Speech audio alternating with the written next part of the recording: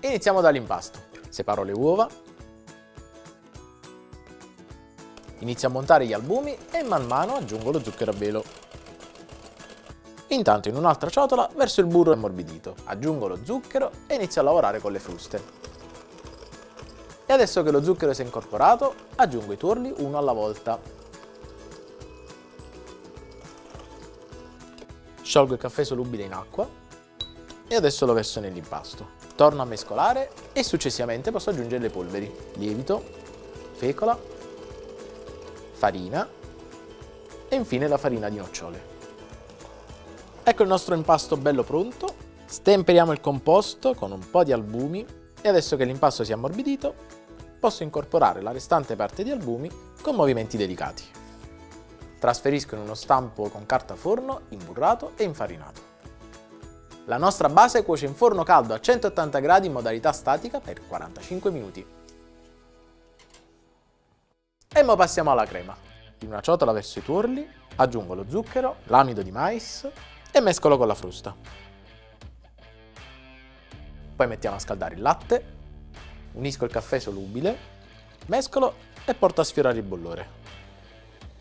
Ne verso un po' sul composto, mescolo subito e poi verso tutto il resto.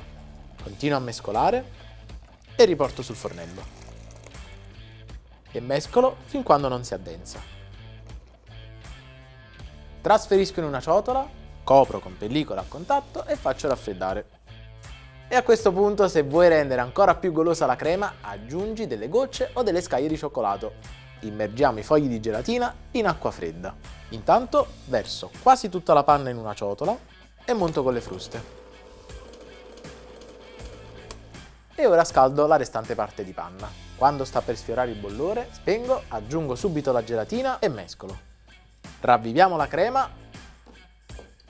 Incorporiamo la panna delicatamente. In ultimo, incorporo la gelatina sciolta. Finalmente possiamo farcire la torta. La prima cosa da fare è togliere la calotta. Poi dobbiamo dividerla in due parti. Metto la base su un piatto girevole e faccisco con metà della crema che ho messo in una sacca a poche con bocchetta liscia da 1 centimetro. Ricopro con l'altro disco e farcisco con la restante parte di crema messa in una sacca a poche con bocchetta da Saint-Honoré. Liscio per bene il bordo con la spatola e completo con dei chicchi di caffè.